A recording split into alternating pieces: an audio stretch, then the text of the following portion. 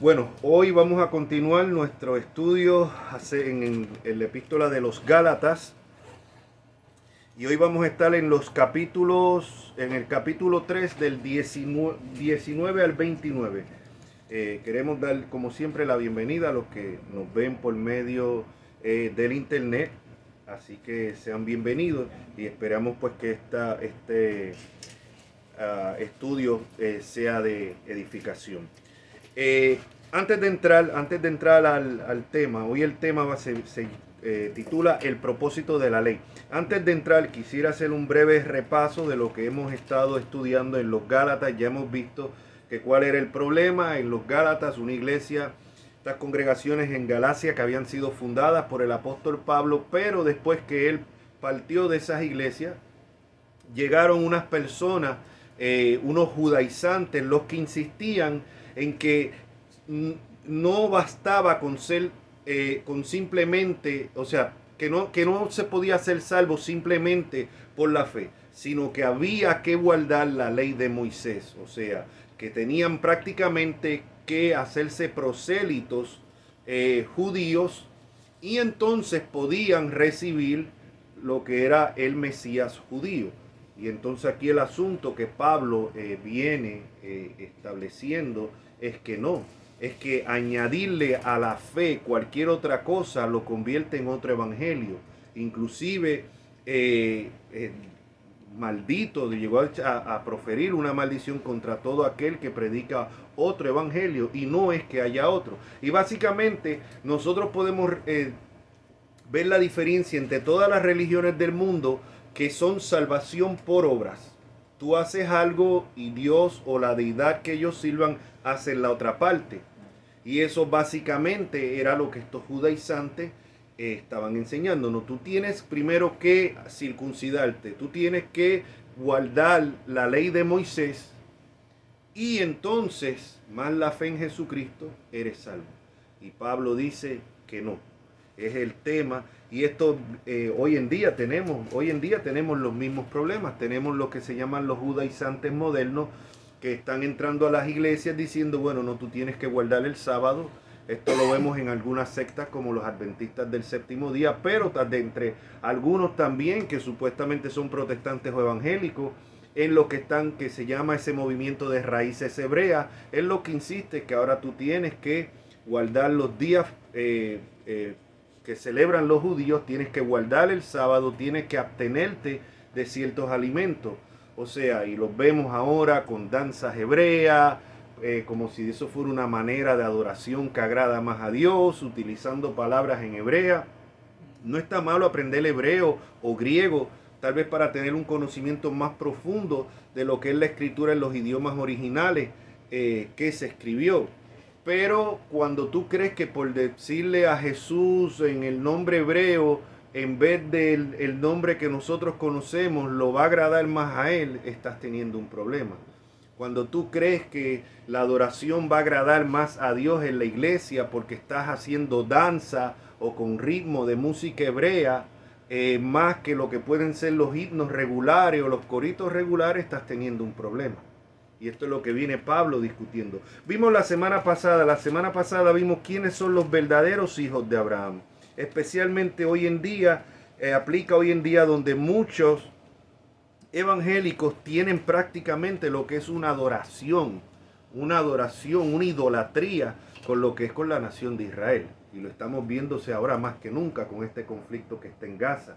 O sea, donde están excusando todo lo que hace Israel, porque se supone que es el pueblo escogido de Dios. Y digo se supone porque es lo que ellos creen. Y ya hemos estudiado aquí en la Escritura que el único pueblo de Dios son los que están en Cristo, sean judíos o gentiles, como vamos a ver hoy. O sea, no son los descendientes de Abraham según la sangre. Y eso fue lo que vimos la semana pasada, cuando en el capítulo 3, versículo 6, Pablo dice, así que Abraham creyó a Dios y le fue contado por justicia, fue justificado. ¿Por qué?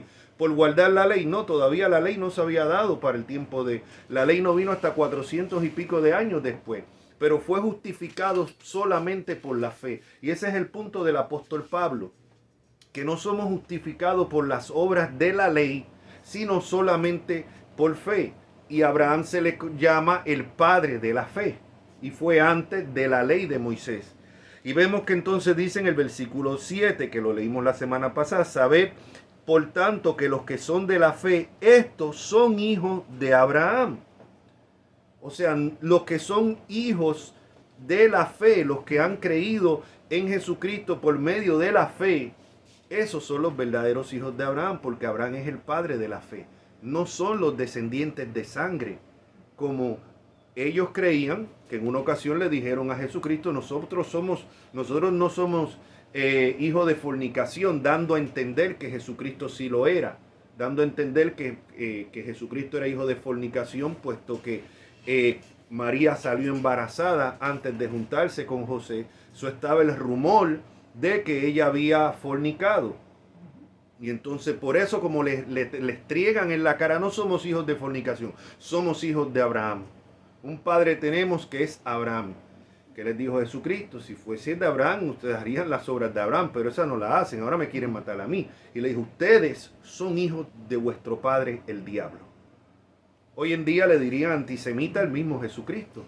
Pero Jesucristo le dijo a estos líderes judíos, ustedes son hijos de vuestro padre el diablo. O sea, que sean descendientes de Abraham según la carne, no importa. Solamente los que son de la fe son los que aplica la promesa hecha a Abraham. Se cumplen los hijos de Abraham por medio de la fe, no en los descendientes de sangre. Esto es lamentable decirlo, pero muchos evangélicos no entienden esto hoy en día. Y por eso siguen con el becerro de oro que han hecho de Israel. O sea, porque no es el pueblo, no, los verdaderos descendientes son los de la fe. No, y Jesucristo, todavía vamos al libro de Apocalipsis, y hablando a dos de las iglesias le dice acerca de la sinagoga judía, le dice esas sinagogas de Satanás. Es increíble porque hoy vemos hasta algunos evangélicos y protestantes, cristianos, que ahora se dedican a escuchar a rabinos judíos. No, porque ellos de verdad son el pueblo de Dios, ellos de verdad. Y muchos escuchan más a estos rabinos que a los mismos pastores. Entonces eso dice mucho del analfabetismo bíblico que hay en nuestras iglesias hoy en día. Pero Jesucristo les dice cómo Jesucristo ve a los judíos que no están en Cristo, que no han puesto su fe en Él, como hijos del diablo. Punto. Y es lo que yo sigo insistiendo, diciéndole a las personas que tienen esta idolatría con la nación de Israel terrenal. Señores, ¿cómo se puede ser el pueblo de Dios fuera de Cristo? No, porque la promesa, es que como vemos, la promesa se cumple en los hijos de Abraham de la fe. Y eso es lo que vimos la semana pasada. Versículo 8. Y la escritura, previendo que Dios había de justificar por la fe a los gentiles de antemano, dio de antemano la buena nueva a Abraham, diciendo, en ti serán benditas todas las naciones, de modo que los de la fe son bendecidos con el creyente Abraham. Porque todos los que dependen de la ley están bajo maldición, pues escrito está, maldito todo aquel que no permaneciera en todas las cosas escritas en el libro de la ley para hacerla. Y eso lo vimos la semana pasada. O sea, no es... Ahora tenemos estas personas que insisten que tú tienes que guardar el sábado. Entonces te tienes que circuncidar también los varones. Ah, no, eso no. Pero es que dice, si tú estás dependiendo de las obras de la ley y no las guardas todas, estás bajo maldición. Entonces no es solamente que guardes el sábado, es que te tienes que circuncidar si no lo has hecho. Y no es que solamente que te circuncides, es que tienes que celebrar todos los días religiosos que celebraban. Ah, pero vamos más allá, es que tienes que sacrificar animales. Y si entonces tú sigues sacrificando animales, tú estás pisoteando la sangre de Cristo, diciendo que el sacrificio de Cristo no es suficiente o no sirve. Por eso están bajo maldición. Porque la ley había que guardarla toda. Y vamos a ver, porque vamos a ver cuál es el propósito de la ley, hoy es el tema. O sea, están bajo maldición, porque no es decir, guardo lo que me conviene o lo que me gusta. Bueno, yo voy a guardar el sábado y yo no voy a comer cerdo, como dicen los adventistas o algunas de estas sectas modernas, como lo de raíces hebreas. O voy a usar palabras hebreas. No, es que tienes que guardar toda la ley. Y nadie guardó toda la ley a la perfección, solamente Jesucristo. El único que vivió bajo la ley y guardó la ley a la perfección. Ningún ser humano puede. La palabra de Dios dice, el primer mandamiento, amarás al Señor tu Dios sobre todas las cosas. Nadie, absolutamente nadie, es capaz de amar a Dios sobre todas las cosas. Ni aun los mismos creyentes. Solamente Jesucristo pudo cumplir eso. Así que como nadie puede guardar todas las obras de la ley, están bajo maldición. Y ahí lo dice. O sea, no es que escoja lo que tú quieres, que si tú quieres entonces vivir según la ley, tienes que guardarla completa, a la perfección. Y si no lo haces, si fallas en el más mínimo de las ordenanzas de la ley, tú estás bajo la maldición de la ley. Eso es lo que está diciendo. Y que por la ley ninguno se justifica para con Dios es evidente, porque el justo por la fe vivirá. Y todo esto lo discutimos la semana pasada, es un breve repaso. En el versículo 16, vimos que dice, ahora bien, a Abraham fueron hechas las promesas y a su simiente. No dice y a las simientes como si hablase de muchos, sino como de uno y su simiente, la cual es Cristo. La simiente de Abraham no son los israelitas, no son los judíos. La simiente de Abraham es Cristo. Es que es increíble que muchos cristianos que se identifican como cristianos y evangélicos y protestantes no han entendido esto. No, pero es que se tiene que cumplir las promesas hechas a Abraham. En la simiente de Abraham es Cristo y se cumplió. Y los verdaderos hijos de Abraham, como leímos, son los que han puesto su confianza en Cristo, porque han hecho lo mismo que hizo Abraham, que es el padre de la fe. Creer, y por creer le fue justificado. ¿Ve? Lo cual entonces nos lleva al tema de hoy, que hemos titulado El propósito de la ley. Y voy a estar utilizando la Biblia de estudio de John MacArthur. Hace tiempito que no lo utilizaba, pero me parece los comentarios, después de mirar 2 o 3 de las Biblias que tengo de estudio, me parece que los comentarios de esta Biblia son los mejores en cuanto a este tema, ¿no? Pero antes de entrar al tema de hoy, que va a ser del versículo 19, vamos a hacer una breve oración. Padre, gracias te damos, Señor. Gracias por la salvación, gracias por el privilegio de estar aquí reunidos en tu nombre, gracias por la esperanza en Cristo Jesús. Señor, gracias por cada vida que está aquí reunida, Señor, y gracias por los que van a estar viendo este mensaje a través del internet. Ahora te pedimos, Dios eterno, que no tomando en cuenta la debilidad del predicador, nos ministres por medio de tu palabra, Señor. Redarguye, corrige, transforma, Señor, por medio de tu palabra y el poder de tu Santo Espíritu, Señor. Que no seamos oidores olvidadizos, sino hacedores de esta palabra. Que todo lo que se habla traiga primeramente gloria a tu nombre y edificación a cada uno de los oyentes. En Cristo Jesús. Amén. Entonces, el propósito de la ley. Si la ley si nadie se puede salvar por las obras de la ley, como dijo Pablo. Si tú no puedes guardar toda la ley, estás bajo maldición. Para ser un verdadero hijo de Abraham y ser salvo es solamente por la fe en Cristo. Entonces, ¿cuál es el propósito de la ley? Y eso es lo que vamos a estudiar y es lo que el apóstol Pablo explica a partir del versículo 19. Comienza, entonces, ¿para qué sirve la ley? Y aquí él explica, fue añadida a causa de las transgresiones hasta que viniese la simiente a quien fue hecha la promesa. Ya vimos que esa simiente, ¿quién es? Cristo. Así que fue hecha, fue añadida a causa de las transgresiones, añadida porque la ley vino después de la promesa que se había hecho ya más de 400 años antes. Entonces dice, hasta que viniese la simiente, la cual ya vimos que es Cristo, a quien fue hecha la promesa, y fue ordenada por medio de ángeles de mano de un mediador, y el mediador no lo es de uno solo, pero Dios es uno.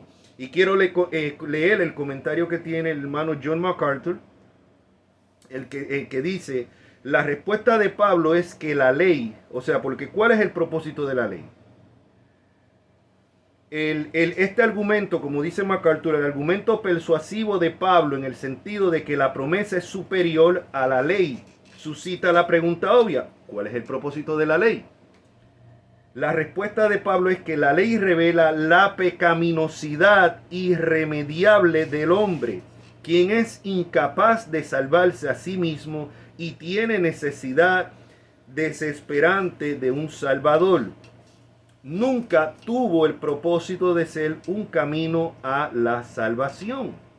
¿Cuál es el propósito de la ley? El propósito de la ley es mostrar el pecado en nosotros, mostrar la inhabilidad de nosotros de cumplirla y de podernos salvar. Ese es el propósito de la ley, tiene un propósito.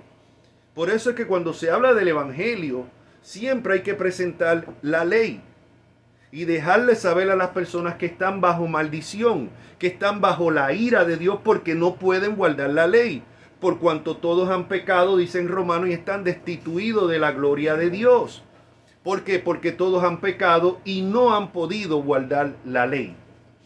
Ni aún la ley escrita. Alguien puede decir, bueno, pero ¿y qué hay con los que nunca han escuchado el evangelio? ¿Qué hay con los que nunca escucharon los 10 mandamientos? ¿Qué hay con estas personas? Primeramente, nadie guarda los 10 mandamientos a la perfección. Nadie. Vamos a dejar ya todo el ritual. Vamos a dejar todos los rituales. Los sacrificios de animales, la circuncisión, dejando todo eso aparte. ¿Quién guarda a la perfección los 10 mandamientos? Hay gente que dice, bueno, no, yo guardo los 10 mandamientos. Mentira, te estás engañando si tú crees eso. Como dije anteriormente, el primer mandamiento, amarás al Señor tu Dios sobre todas las cosas. Absolutamente nadie tiene la capacidad. Y si alguien de verdad amara al Señor sobre todas las cosas, nunca pecaría. Porque cada vez que pecamos estamos mostrando que nos amamos más a nosotros y queremos hacer más mi voluntad que la voluntad de Dios. La palabra de Dios dice que no mienta, pero yo veo que la única manera de salir de este problema es echarme una mentirita. Bueno, pues ahí ya estoy mostrando que yo no confío plenamente en Dios y que yo prefiero hacer mi voluntad por encima de la de Dios. O sea, y así pudiera seguir poniendo muchos ejemplos. ¿Quién no ha mirado a una persona del sexo opuesto en alguna ocasión para codiciarla? Cuando dice no adulterarás. Y alguien dice, bueno, yo nunca he adulterado. Sí, pero es que Jesucristo te explica en verdad lo que eso significa. Y dice, cualquiera que mira a una persona, una mujer para desearla, y lo mismo aplica a la mujer, de una mujer a un hombre, para desearlo, ya cometió adulterio. ¿Quién no ha hecho? ¿Quién puede decir, yo nunca en mi vida he hecho eso? O sea, ¿quién no ha codiciado lo que no es de él? O sea, que se molesta en los mismos trabajos cuando alguien tiene algo, cuando el vecino tiene una mejor casa, tiene un mejor carro, tiene codicia. Nadie, absolutamente nadie puede. Entonces, ¿qué es lo que hace la ley? Por eso hay que presentar la ley primero. No podemos dar las buenas nuevas del evangelio sin presentar lo que la ley demanda. Y ese es el problema de muchos de los cristianos hoy en día y de los que evangelistas o llamados evangelistas hoy en día. Que te presentan, te quieren hablar de buenas nuevas de salvación. Te dicen, tú quieres aceptar a Jesucristo. Cristo te ama. Cristo te ama. Esa es la manera de evangelizar hoy en día. A una persona, Jesus love you, God love you, Cristo te ama, Dios te ama. Pero la Biblia no dice eso. La Biblia dice que Dios está irado contra el impío todos los días. Que la ira de Dios está sobre ellos. Y mientras más tardan en arrepentirse, más ira va acumulando. El otro día yo escribí esto en Facebook, en uno de los programas de debate que yo mismo administro. Y páginas de debate cristiano. Y como me atacaron. Ah, no, tú estás viviendo en el Antiguo Testamento. No, ese Dios que tú presentas, un Dios de ira, no va de acuerdo al Jesús de amor del Nuevo Testamento. Entonces, ¿qué es que acaso Dios cambia? ¿Es que el Dios del Antiguo Testamento es uno y el del Nuevo Testamento es otro? Increíblemente hay cristianos, esto es una herejía que surgió en el segundo siglo. Y hay muchos cristianos que hoy en día creen esa herejía. Como que el Dios airado del Antiguo Testamento es un Dios, pero no, ahora en el Nuevo Testamento tenemos a Jesucristo, que es solo amor, que todo lo acepta, que nunca, o sea, que te ama incondicionalmente, no importa, ven a Cristo como estás, tú no tienes que, Él te acepta tal como tú eres. Venimos a Cristo como estamos en nuestro pecado, en arrepentimiento y fe. No es que vamos a cambiar, es que nos arrepentimos y venimos a Él. No es como Cristo me ama como quiera y voy a seguir practicando la fornicación, el adulterio, el mal hablado, las mentiras, porque Cristo me ama tal como soy, la homosexualidad, el lesbianismo. No. Y ese es el evangelio que muchos están presentando. Entonces te dicen, Cristo te ama. ¿Quieres ser salvo? Simplemente acéptalo. Es todo lo que tiene que hacer. Acéptalo. Pero ¿quiénes somos nosotros para aceptar a Cristo? Es Cristo quien nos tiene que aceptar a nosotros. Pero así es. Y a lo mejor hasta algunos de nosotros mismos en algunas veces hemos presentado el evangelio así. Cristo te ama. Acéptalo. Lo vemos en las iglesias hoy en día. Vamos a empezar por las iglesias de nosotros, por las iglesias bautistas. Cristo te ama. ¿Alguien quiere recibir a Cristo? Simplemente levante la mano. Allá levanta uno la mano. Repite conmigo esta oración. Señor Jesús, te acepto. Y ya eres salvo. Esta persona no sabe que la ira de Dios está sobre él. En otros sitios peor aún. En otros sitios te dicen, ven a Cristo. Tienes problemas matrimoniales, ven a Cristo. Tienes problemas con hijos rebeldes, ven a Cristo. Tienes problemas de enfermedad, ven a Cristo. Entonces la gente van supuestamente a Cristo no por la necesidad que tiene de que se ven como pecadores, reos del infierno, sino por los panes y los peces. Por los panes y los peces. Yo voy a Cristo para que sane mi matrimonio, para que sane mi cuerpo, para que ayude mi economía. Pero no se ven como pecadores dignos del infierno.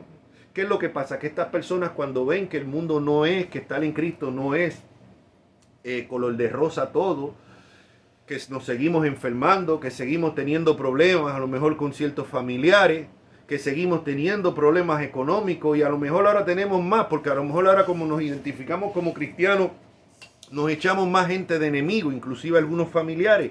Entonces, ¿qué es lo que pasa? Que entonces esta gente dice, espérate, a mí me vendieron gato por liebre. O sea que esto no es lo que a mí me prometieron. Y muchas de estas personas terminan apostatando y apartándose. Y se quejan, Señor, ahora que te estoy sirviendo, pero ¿cómo es posible ahora que yo soy tu siervo, tu sierva, que tú permitas que esto me pase a mí? Que me ataque esta enfermedad, que tenga estos problemas. ¿Cómo es posible? ¿Será que todo esto es mentira? No. Es que viniste a Cristo por los motivos equivocados y bajo unas promesas que Cristo nunca prometió. Porque la promesa que Cristo hizo fue en el mundo tendréis aflicción. Pero confiar. Él no dijo decretar. Él no dijo atar al diablo. No, confiar. Yo he vencido al mundo. Y hoy muchos de estos llamados cristianos no conocen esto. ¿Por qué? Porque los trajeron supuestamente a los pies de Cristo al Evangelio bajo un concepto erróneo del Evangelio. Nunca se les predicó ley. Nunca se les predicó la condenación. Nunca se le predicó nada de esto, solamente ven a Cristo, Cristo te ama. Tienes problemas, ven a Cristo, trae la carga sobre Cristo y se acabó ya. Pero nunca se han visto, lo cual me lleva a mí a decirlo, lo digo a los que estamos aquí, lo digo a los que me están viendo por internet. Si nosotros no nos vemos como reos del infierno, como personas que no merecen otra cosa que el infierno, es muy probablemente que no hemos nacido de nuevo y que no entendemos el Evangelio. Y hay montones de personas, aún llamados cristianos, que tú les dices esto y se sienten ofendidos. Se sienten ofendidos. Oye, pero tampoco así. Yo no soy un asesino, yo no soy un criminal. Mire, asesino, ahí caemos. Jesucristo dijo que el que le llame fatuo o necio a la persona es rea del infierno. Porque es que muchas veces somos asesinos en nuestros corazones. Somos asesinos en nuestros corazones y si no llegamos a ese extremo es por las consecuencias. Porque decimos, no es que yo no me voy a coger la cárcel, aunque hoy en día ya no lo piensan mucho, es triste ya que ya no hay ningún valor por la vida humana. Pero otras personas, muchos de nosotros tal vez no hemos llegado a cometer un asesinato literal por las consecuencias, pero si supiéramos que podíamos matar a alguien, como esa película que salió unos años atrás donde se le permite, The Purge creo que se le permite, no sé cómo se dice en español, la purga, donde se le permite a las personas por unas ciertas horas, por una noche, a partir de una hora matar y asesinar a todo el mundo, para que esos deseos reprimidos los eche para afuera. Hasta cierta hora puedes matar a quien tú quieras. Y vemos como personas, según la película, que eran vecinos, amigos, compartían, ahí aprovechaban, sacaban ese odio para ir a matar a los mismos vecinos. O sea, Esto es una película y no le estoy dando promoción a la película, pero esto muestra una verdad, lo que es el corazón humano. O sea que muchas veces no hacemos estas cosas por la consecuencia. Y en esta película, como esa noche no hay consecuencia para los que tú asesines, pues ahora le doy rienda suelta a todo eso que está en mi corazón. Jesucristo dijo, ¿de dónde salen los asesinatos? ¿De dónde sale todo? Del corazón del hombre. O sea, esa es la realidad. Entonces, como estaba leyendo aquí el comentario, ¿cuál es el propósito de la ley? El propósito de la ley es mostrar nuestra ineficacia para cumplirla, para mostrar nuestra culpabilidad. Aún la ley escrita en los corazones, cuando en Romanos 2 Pablo habla de la ley escrita en los corazones, Pablo no está presentando una alternativa de salvación a las personas que nunca han escuchado el Evangelio. Pablo lo que está diciendo es que tanto los que recibieron la ley como los que pecaron sin ley, ambos son condenados, porque ambos quebrantaron tanto la ley escrita, como era la nación de Israel, como los pueblos paganos que no tuvieron la ley de Dios, pero tenían la ley moral en sus corazones y aún así la quebrantaron. Por eso dice, no hay excusa, ni para el judío ni para el gentil. Por cuanto todos pecaron, están todos destituidos de la gloria de Dios.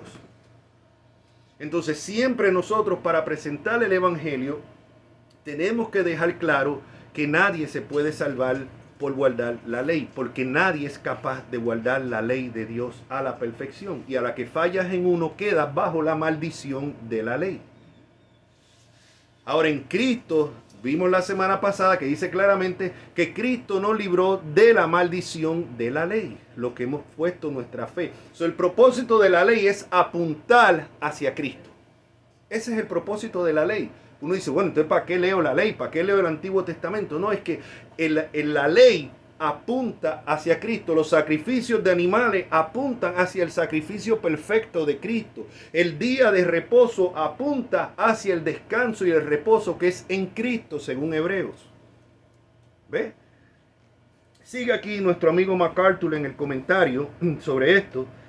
Estamos en el versículo 19. Así que, y fue ordenada por medio de ángeles en manos de un mediador. Ya leímos eso. Y el mediador no lo es uno, pero Dios es uno. Dice aquí la simiente, ya lo vimos, por medio de ángeles. La Biblia enseña que los ángeles participaron en la entrega de la ley. Eso no lo voy a leer, pero lo pueden buscar en Hechos 7, 53 y Hechos capítulo 2, versículo 2. Pero no explica qué función específica cumplieron. Lo del versículo 20, mediador, parece que el punto de Pablo es que se requiere de un mediador si hay más de una parte contractual, pero Dios fue el único que ratificó el pacto con Abraham. Versículo 21. Luego, la ley es contraria a las promesas, y miren cómo Pablo enseña. Pablo no elude las cosas difíciles. El mejor ejemplo de cómo enseñar, de cómo predicar, es mirando al propio Pablo. Bueno, y a Jesucristo obviamente. Pero en el caso aquí de Pablo, Pablo no rehuye. Pablo sabe Pablo se adelanta, el buen maestro se adelanta a lo que sabe que le van a preguntar. Y ya Pablo se adelanta y dice, bueno, aquí entonces me van a decir, bueno, entonces la ley es contraria a las promesas, porque tú estás hablando que la promesa fue dada antes, que por la ley nadie se justifica, simplemente los muestra que están bajo maldición, entonces chocan entre sí. Y Pablo viene y dice aquí, hace esa pregunta hipotética, luego la ley es contraria a las promesas de Dios. De ninguna manera. De ninguna manera. Porque si la ley dada pudiera vivificar, la justicia fuera verdaderamente por la ley. Y lo que, como explica aquí nuestro hermano MacArthur, dice, Pablo usa la negación más fuerte en griego para descartar la idea de que la ley y la promesa cumplan propósitos opuestos. Dios fue quien dio ambas cosas y Él no trabaja contra sí mismo. Por eso la ley y la promesa operan en armonía. O sea, la ley te lleva al pecador hacia la promesa. Por eso es que cuando uno va a presentar el Evangelio, debe primeramente demostrar la culpabilidad a esas personas. y mostrarla que no han guardado la ley de Dios y están bajo maldición. No es decirle Cristo te ama, no, es que tú eres un enemigo de Dios. Es que la ira de Dios está sobre ti. No, es que yo creo en Dios a mi manera. Pues sigue estando bajo maldición porque no es a tu manera. Los demonios creen y tiemblan. No, yo guardo los 10 mandamientos. Mentira, nadie los guarda a la perfección. Y si hubiera quien los guardara, que es imposible, nadie guarda toda la ley, lo cual está bajo maldición. Entonces, cuando la persona se siente desalentada, estoy condenado, no hay manera de salvarse, ahí es que vienen las buenas nuevas en Cristo, en poner la fe en Jesucristo, porque lo que no podíamos hacer ninguno de nosotros, Jesucristo lo hizo, vivió bajo la ley, cumplió la ley a la perfección y murió por nosotros en la cruz, pagando el precio que nosotros no podíamos pagar, y resucitó al tercer día. ¿Y qué es lo que tenemos que hacer? Arrepentirnos, reconocer que somos pecadores en arrepentimiento y venir a Cristo en fe, poniendo nuestra confianza no en mis obras, no en mi religiosidad, sino en el sacrificio de Cristo. Ese es el Evangelio. Ese es el Evangelio. Y tenemos que predicarlo así. El hermano Tuero que estuvo conmigo la semana pasada en el funeral, eso fue lo que presentamos. No a un grupo de cristianos, sino a un grupo de personas que muchos no conocían el Evangelio o tenían la religión tradicional a su manera. Y ahí aprovechamos para presentar claramente el Evangelio, claramente la culpabilidad del hombre, claramente que todos vamos a morir y que no todo el mundo que muere va a un lugar mejor. Muchos salen de Guatemala o la gran mayoría para Guatapeor. Porque no van a un sitio mejor a descansar, van a un sitio a ser atormentados por los siglos de los siglos, por toda la eternidad. Esa es la realidad. Seguimos aquí en el comentario. La ley revela la pecaminosidad del hombre y la necesidad de aquella salvación que se ofrece de forma gratuita en la promesa. Si la ley hubiera podido proveer justicia y vida eterna, la promesa de gracia no existiría. Lo que ya hemos explicado, la ley nos muestra nuestra ineficacia, nos muestra nuestra necesidad, para entonces llevarnos a dónde está la salvación en Cristo, en la promesa, que la promesa fue dada antes que la ley. Así que la ley tiene un propósito y es apunta a Cristo. No podemos entender, es como decir, si una persona se encuentra una cura para una enfermedad, por decir uno, el SIDA o el cáncer, y a usted le dicen, mire, tengo una buenísima noticia. Hay que celebrar que han encontrado una cura para el SIDA. Y usted dice, pues qué bueno, pero eso a mí me da igual porque yo no tengo SIDA. ¿Ve? ¿Qué le importa a usted? Pues bien por el que tiene.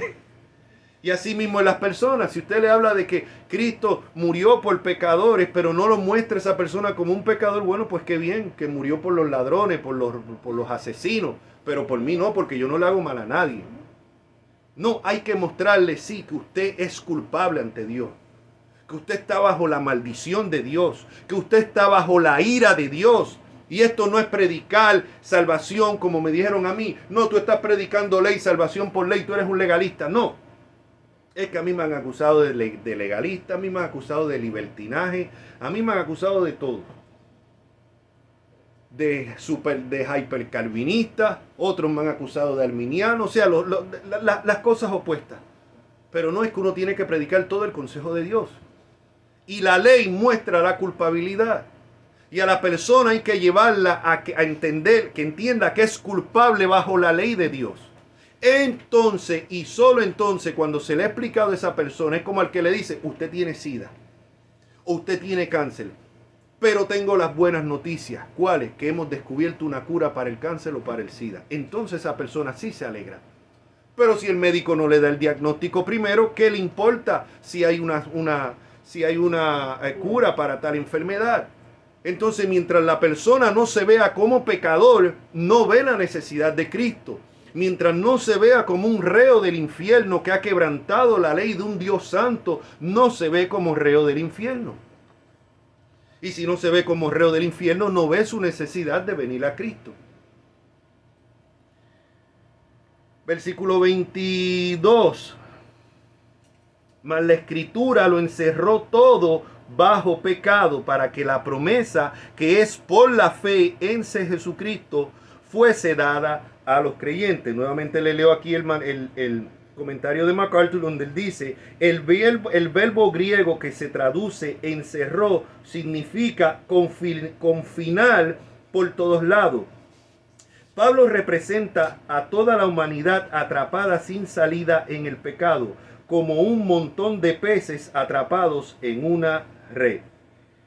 Que todos los seres humanos son pecadores es la enseñanza expresa de las Escrituras.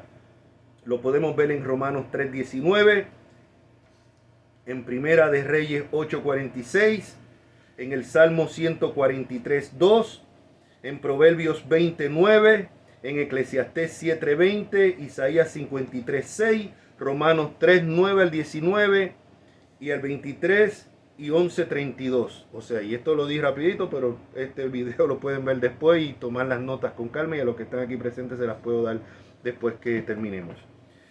Ahora, versículo 23.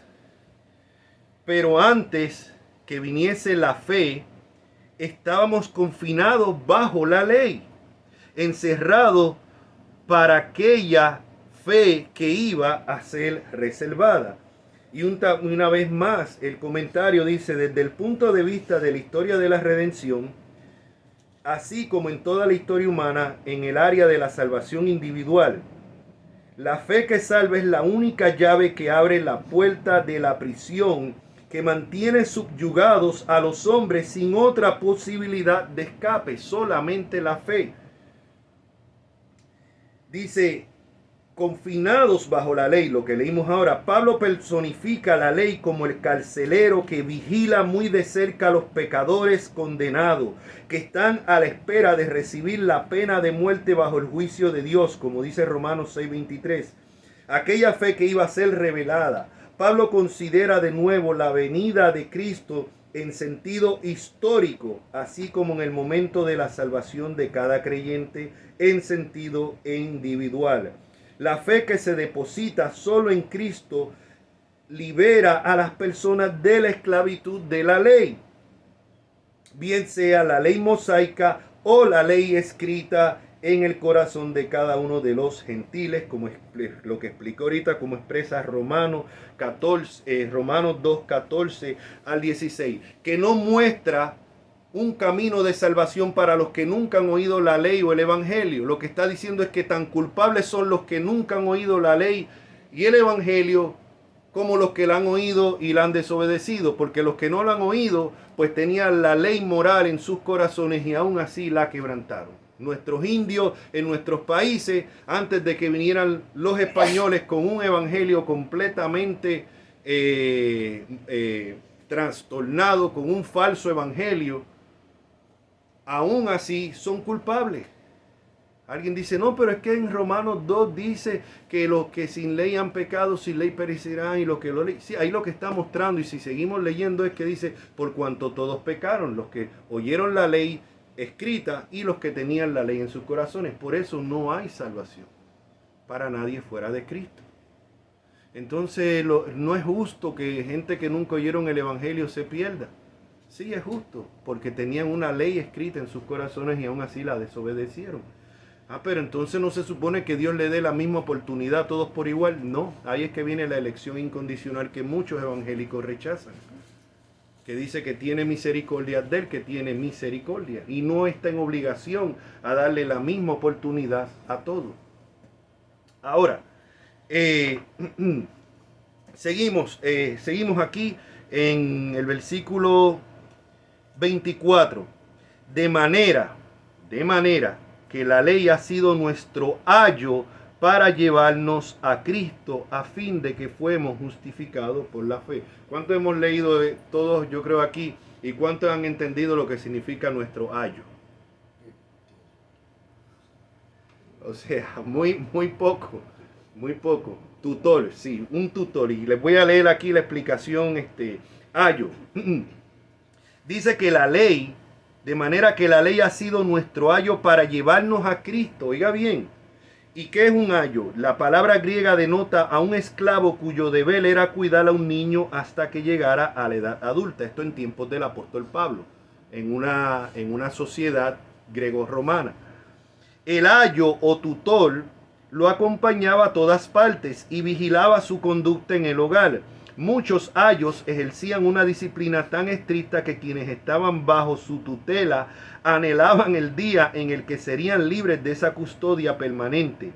En este sentido, la ley fue nuestro ayo, el cual a medida que nos muestra nuestros pecados, cumplía la función de conducirnos a Cristo.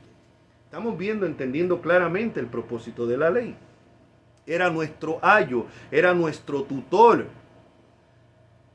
que nos vigilaba constantemente y nos mostraba nuestra culpabilidad, y su propósito era llevarnos a Cristo. Y ese sigue siendo el propósito de la ley. Por eso no podemos deshacernos de la ley. No podemos predicar gracia sin predicar ley primero. Y ese es el error del evangelismo moderno hoy en día, que se quiere predicar gracia sin ley.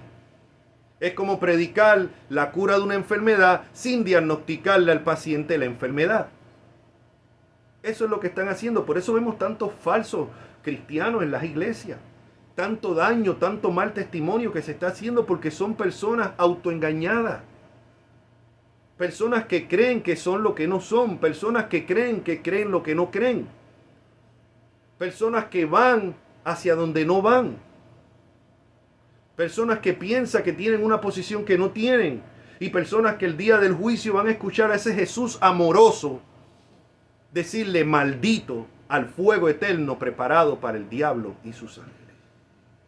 Pero Señor, yo prediqué, yo fui pastor, yo enseñé a los niños, yo me bauticé a tal edad, te serví en tal ministerio, tenía tantos años en el evangelio, diezmaba de todos mis bienes. Y el Señor les va a decir: a muchos apartados de mí, hacedores de maldad, nunca os conocí. No es que fueron salvos y dejaron de serlo, es que nunca fueron salvos. Ese es el peligro del autoengaño. Eso debería de poner a autoexaminarnos cada uno en nuestras iglesias. El versículo, ya vimos lo que es el ayo. El versículo 25 dice: pero venida la fe, ya no estamos bajo ayo, o sea, bajo el tutor. Ya no estamos bajo ayo, pues todos sois hijos de Dios por la fe en Cristo Jesús. Y dice aquí el comentario, dice: los creyentes a través de su fe en Jesucristo han alcanzado la mayoría de edad como hijos de Dios. La mayoría de edad que tenían que tener los jóvenes en el tiempo de Pablo, que estaban bajo la tutela del tutor o del ayo, hasta que llegaban a su mayoría de edad. Entonces ya el tutor había cumplido su encomienda. Pues la ley cumple su encomienda hasta que nosotros venimos a Cristo. Ya somos como los hijos mayores de edad. ¿Ve?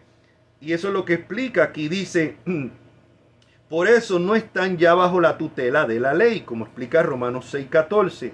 Aunque todavía tienen la obligación de obedecer los parámetros santos e inmutables de Dios, que en el nuevo pacto tienen toda la autoridad moral.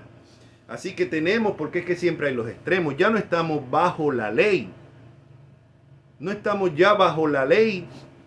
No tenemos que guardar la ley ceremonial para agradar a Dios. Ni aún la ley moral nos hace agradar a Dios en el sentido de que podemos salvarnos, porque no es por obra para que nadie se gloríe. Pero los que estamos en Cristo, seguimos ahora, tenemos que guardar, porque estamos en Cristo. Y el fruto de que estamos en Cristo, la consecuencia de que estamos en Cristo, es que vamos a vivir y a guardar esa ley moral. De los 10 mandamientos, 9 se repiten en el Nuevo Testamento, excepto el de guardar el día de reposo.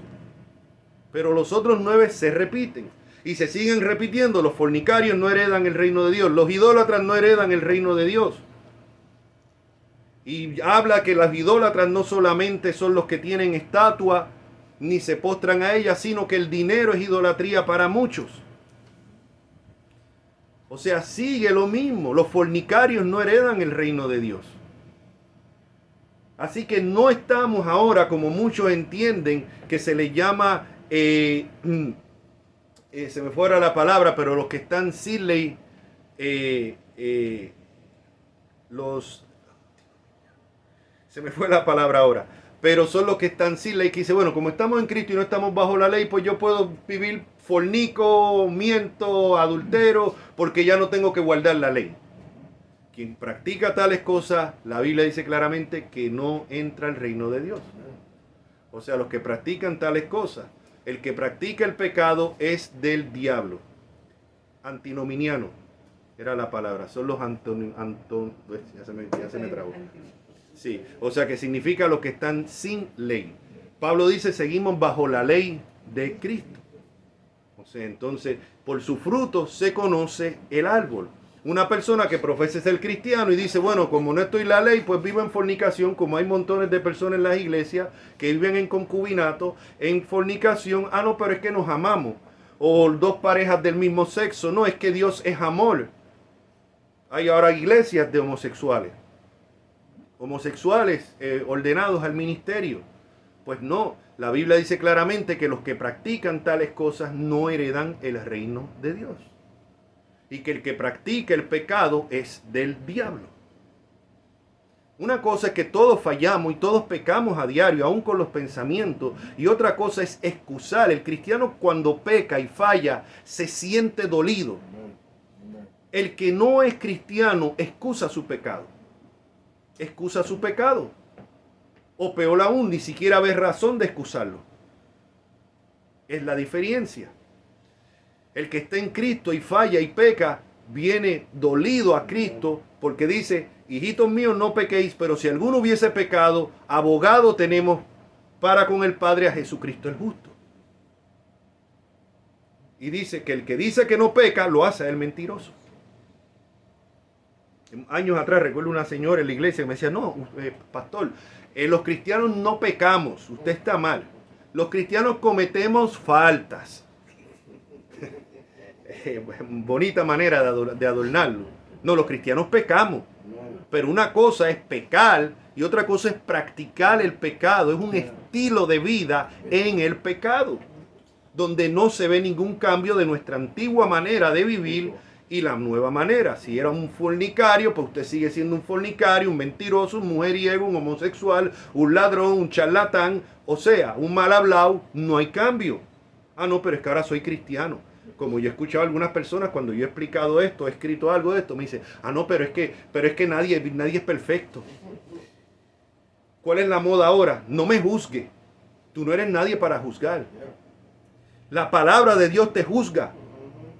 La palabra de Dios te juzga y yo tengo la palabra de Dios. Y si la palabra de Dios dice que personas que están con el mismo sexo es abominación y no heredan el reino de Dios, pues tengo que decirlo.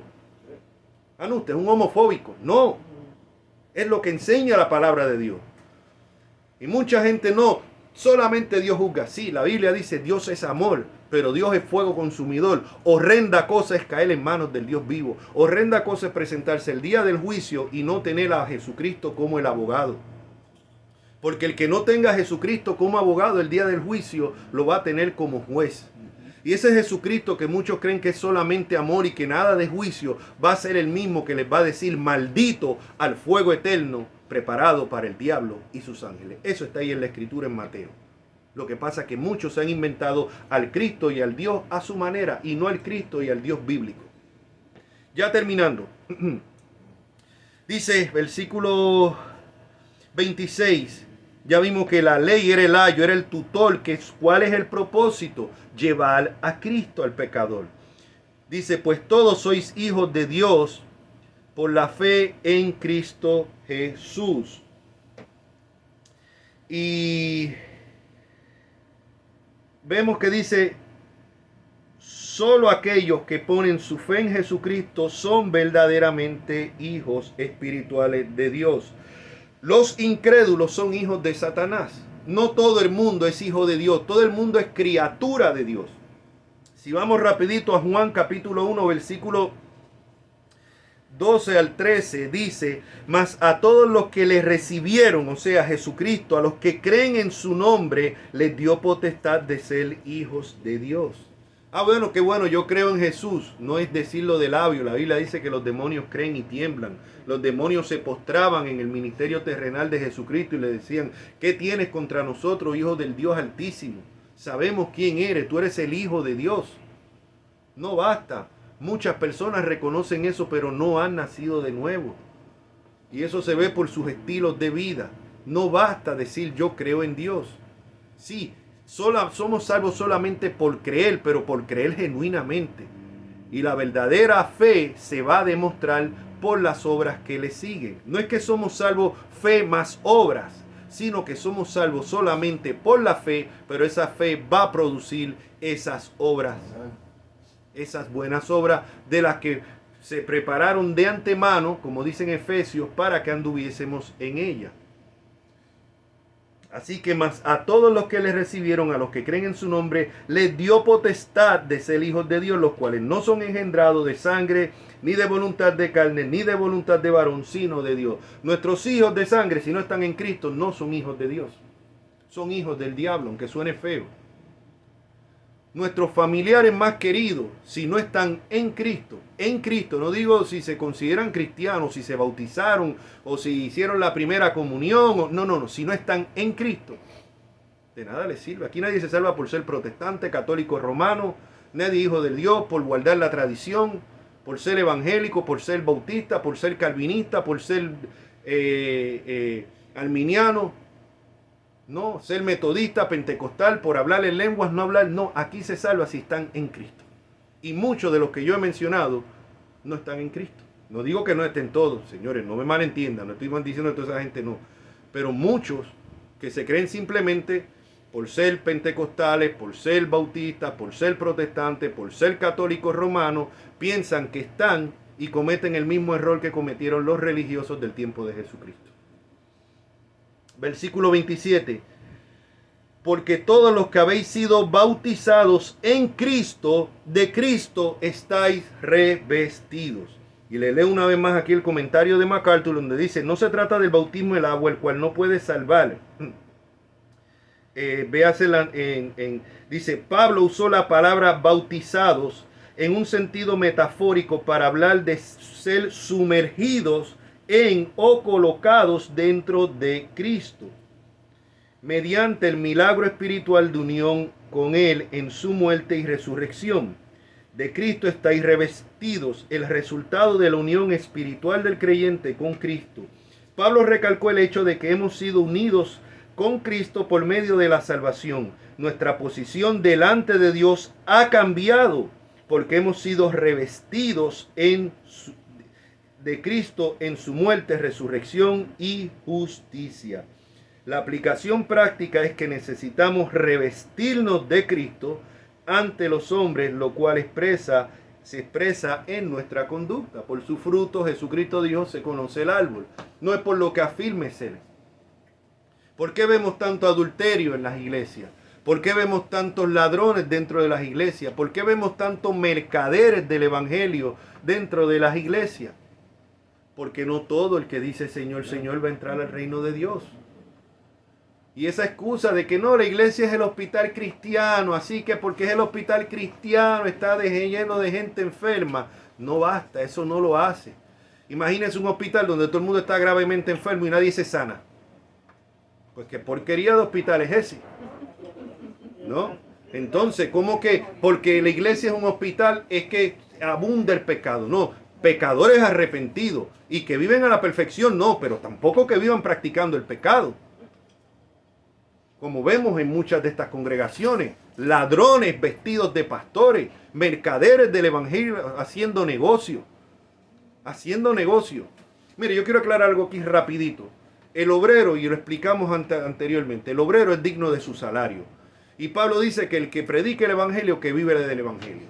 Así que yo no estoy en contra en que los pastores o ministros tengan un salario, siempre y cuando se dediquen tiempo completo a la obra del Señor. Pero eso de tener salarios para hacerse millonario, eso de estar, como vemos hoy en día, con jet privado, con que personas, porque una cosa es que ellos fueran ricos de dinero antes de venir el evangelio, pero personas que eran unos pobretones y de repente ahora porque son pastores, son ministros, evangelistas, ahora son multimillonarios con ese evangelio de la prosperidad. Señores, eso no lo podemos apoyar. Y otra cosa que yo no apoyo, y tenía esta conversación con mi esposa ayer, yo no creo que se deba de cobrar por nada en el evangelio. A mí puede ser la persona que más yo respete en el evangelio. Si a mí me dicen que tengo que pagar una taquilla para ir a ver a tal predicador o a tal maestro, no, es que no va conmigo. En el tiempo que estuvimos pastoreando acá en la iglesia de Miami, las veces que llevamos personas del nivel de César Vidal, una persona internacionalmente conocida, nunca se le cobró a nadie. El gasto lo cubrió la iglesia. Y dicho sea de paso, y lo puedo decir aquí, el hermano César Vidal nunca nos puso a nosotros una cantidad que había que pagarle. La ofrenda que quisiéramos darle. Y se le dio su ofrenda. Pero eso es el evangelio. A mi persona que me diga, ok, yo voy a tu iglesia, bueno, a la congregación que tú pastoreas, pero es tanto y tanto, no, sígalo por ahí que no nos hace falta. Sea quien sea el pastor, el predicador, el maestro que sea. Y eso lo vemos en los llamados conciertos cristianos. No, pero es que hay gastos. Sí hay gastos. Yo creo que si usted va a mandar a buscar a un hermano, qué sé yo, de otro país, por mencionar un nombre, a un hermano como Sugel Michelén, y usted lo invita, pues obviamente la iglesia debe de correr con el gasto del avión, del hospedaje y darle una ofrenda. Muy diferente a que él diga, yo cobro tanto y tanto. Ah, no, bueno, cobras tanto y tanto, pues quédate por ella. Muy diferente. Y encima que entonces la iglesia tenemos a tal predicador tanto y tanto la entrada. ¿Pero qué es eso?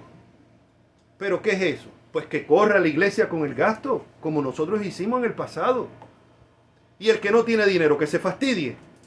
O sea, yo creo que este hermano trae tremenda enseñanza, que va a ser de tremenda bendición, pero bueno, el que no tenga chavo para pagar se queda afuera, se queda sin la bendición. Esto es cuestión de mercaderes. Llámese concierto cristiano, sea el predicador que sea, y lo digo claramente. Mercaderes del evangelio.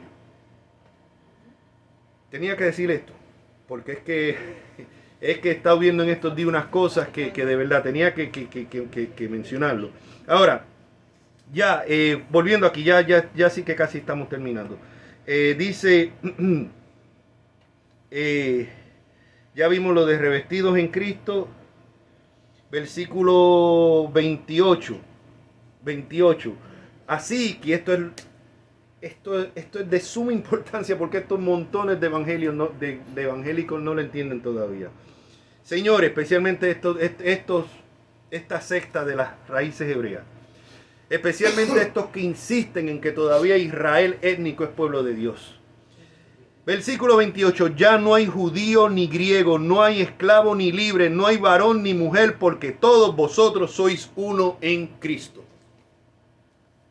Ya no hay esas divisiones. Como explica bien aquí nuestro hermano MacArthur, dice, todos los que son uno con Jesucristo también son uno entre sí. Este versículo no niega que Dios ha diseñado distinciones raciales, sociales y sexuales entre los cristianos, pero afirma que esas cosas no implican una desigualdad espiritual ante Dios. Esta igualdad espiritual tampoco es incompatible con las funciones de liderazgo y sumisión que Dios ha ordenado en la iglesia, la sociedad y el hogar. Jesucristo, aunque es igual en todo al Padre, se asumió una postura y función de sumisión durante su encarnación.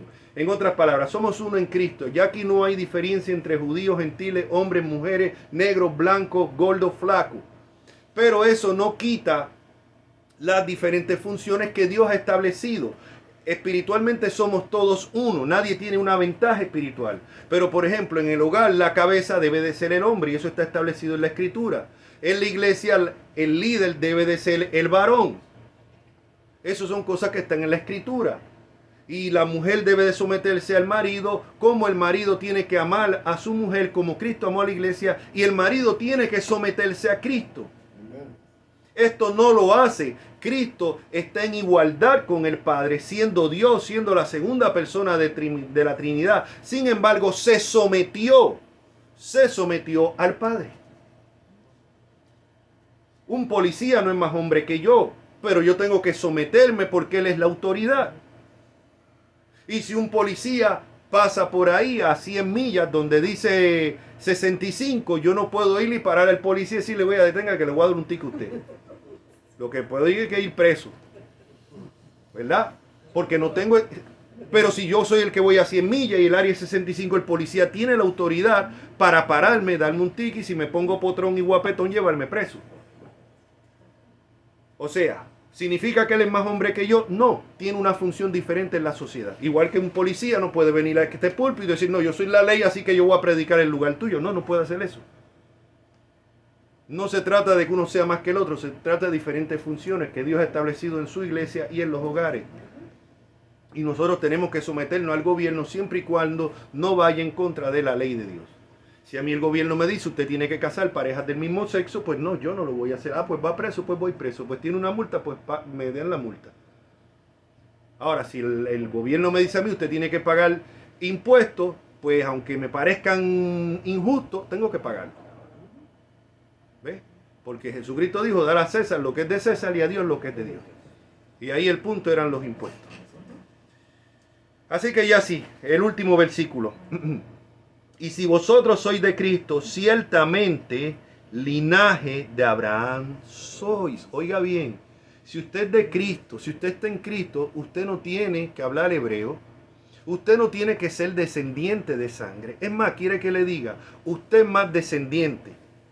Usted es más descendiente de Abraham. Es más, no es que es más, es que usted es un verdadero descendiente de Abraham, un verdadero hijo de Abraham, un verdadero heredero de Abraham, que ahora mismo los judíos que están en el Israel étnico. Voy más, que esto le choca mucho. Un palestino de la zanja de Gaza, que está en Cristo, porque si hay palestinos cristianos, aunque muchos evangélicos aquí lo ignoran y están contentos que los sigan eliminando, como está haciendo el ejército de Israel, pero sí hay palestinos cristianos, palestinos que estaban siendo perseguidos por Hamas y que ahora están siendo perseguidos por el ejército de Israel y masacrados y expuestos al hambre. Eso está sucediendo. Esos palestinos que están en Cristo son los verdaderos descendientes de Abraham, no los judíos que están masacrándolos que no están en Cristo. Y eso es algo que muchos aquí no entienden, inclusive pastores evangélicos. O sea, que siguen insistiendo en que no, que el linaje de Abraham son los descendientes según la sangre. Eso no es lo que enseña la Biblia. Sobre este pasaje, el comentario de MacArthur dice, linaje de Abraham, no todos los hijos, y está lo que le acabo yo de explicar a ustedes, no todos los hijos físicos de Abraham, o sea, sus descendientes, son del Israel de Dios. ¿Cuál Israel de Dios? El que se menciona aquí en el mismo Gálatas 6:16. Y a todos los que anden conforme a esta regla, paz y misericordia a ellos y al Israel de Dios. ¿Y qué es lo que está explicando MacArthur sobre este versículo? Que no todos los descendientes de sangre de Abraham son parte del Israel de Dios. No es que la promesa que le hizo Israel, sí, al Israel de Dios. Al Israel, a los verdaderos descendientes de Abraham, que son los que han creído en Jesucristo por medio de la fe. No el Israel étnico, es lo que muchos evangélicos no quieren entender. Ahora, rapidito, estos dos versículos, Efesios 2, ese Israel de Dios. Ese Israel de Dios es el que ya yo he leído este pasaje, pero lo voy a leer una vez más por los que no lo han visto anteriormente. Ese Israel de Dios, que está en Efesios 2, versículo del 11 en adelante, donde dice, por tanto, acordaos de que en otro tiempo vosotros los gentiles, o sea, nosotros, en cuanto a la carne, erais llamados incircuncisos por la llamada circuncisión, o sea, por los judíos, hecha con mano en la carne. En aquel tiempo estaba sin Cristo, alejado de la ciudadanía de Israel y ajeno a los pactos de la promesa, sin esperanza. Estábamos ajeno, dice aquí, a la ciudadanía de Israel. Usted puede decir, bueno, pero es que yo no soy ciudadano de Israel étnico, así que sigo estando lejos. No, porque ese no es el Israel de Dios, es el Israel espiritual, y es lo que vemos aquí. Dice, pero ahora en Cristo Jesús, vosotros que en otro tiempo estabais lejos, habéis sido hechos cercanos. ¿Por qué? Por la sangre de Cristo. porque Él es nuestra paz, que de ambos pueblos hizo uno, un solo pueblo. He explicado esto 1000 veces. Dios no tiene dos pueblos, Israel étnico y la iglesia. No, Dios tiene un solo pueblo. El cuerpo de Cristo, el Israel espiritual, la iglesia de Cristo. Un solo pueblo, compuesto de judíos y gentiles, porque de ambos hizo uno. Y ese uno son los verdaderos descendientes de Abraham. Y dice, porque Él es nuestra paz, que de ambos pueblos hizo uno, derribando la pared intermedia de separación, aboliendo en su carne las enemistades y la ley de los mandamientos expresados en ordenanza, lo que hemos estado explicando, para crear en sí mismo de los dos un solo y nuevo hombre, y mediante la cruz reconciliar con Dios a ambos en un solo cuerpo, matando las enemistades. Versículo 19. Así que ya no sois extranjeros ni advenedizos, sino conciudadanos de los santos. Somos conciudadanos. ¿De qué Israel? ¿Del Israel étnico? No, del verdadero Israel de Dios, del Israel espiritual. Entonces el verdadero Israel de Dios no es el Israel que está en Palestina. No es ese Israel étnico. Es el Israel espiritual, compuesto de los verdaderos descendientes de Abraham, aquellos que han venido a Cristo por medio de la fe, tanto judíos como gentiles, como palestinos, como cualquiera. Y dice que somos ahora conciudadanos de los santos y miembros de la familia de Dios. Y el último texto, Romanos 9. Romanos 9.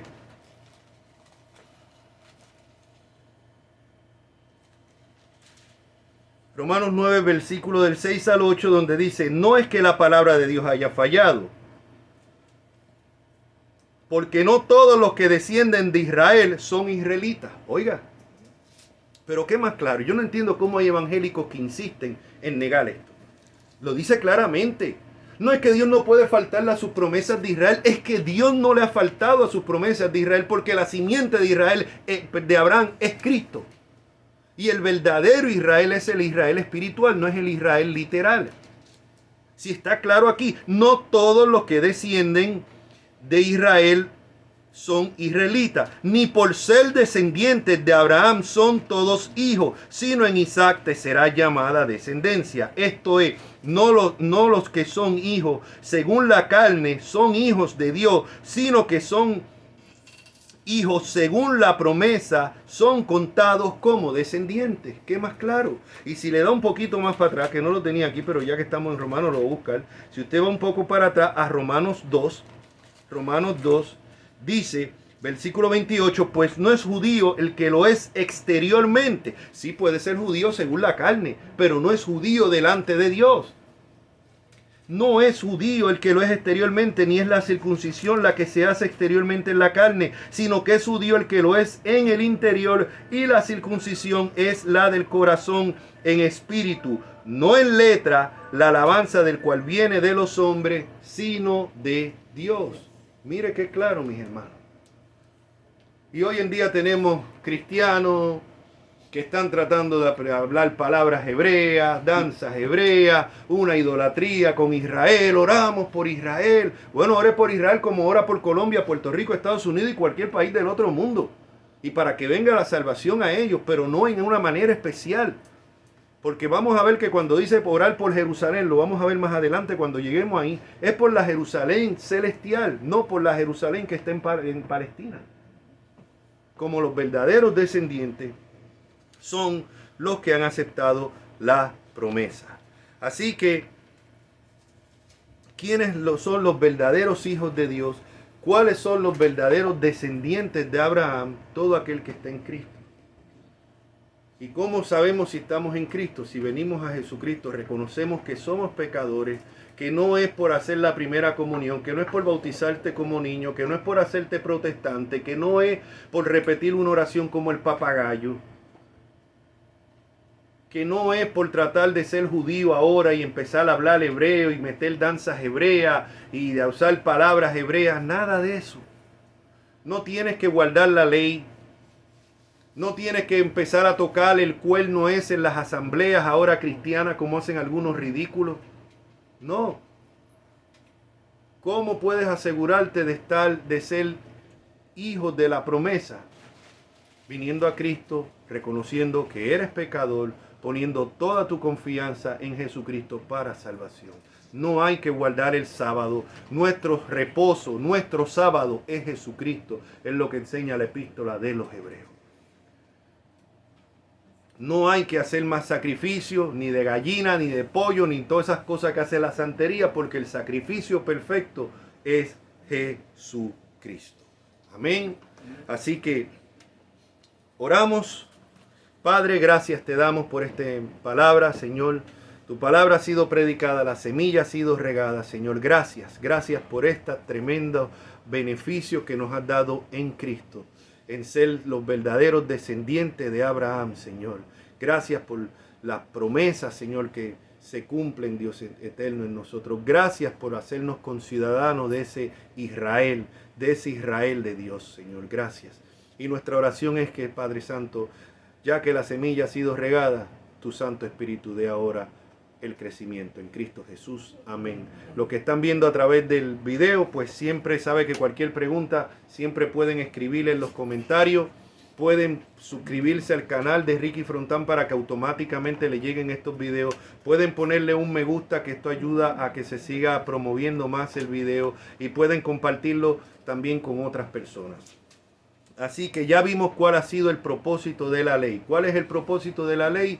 Llevarnos a Cristo. Y si tal vez alguien que me está viendo todavía no ha dado ese paso o no tiene la seguridad, ahora es el momento de clamar ahí mismo donde tú estás. Clamar a Dios por perdón. Decirle que reconoce que eres un pecador, que te salve en tus propias palabras. Y cualquier pregunta que tenga, pues nos puedes escribir en lo que esté a nuestro alcance. Te estaremos ayudando. Así que sea la paz de todos con ustedes. Este es tu hermano Ricky Frontán quien se despide. Será hasta la próxima. Dios les bendiga.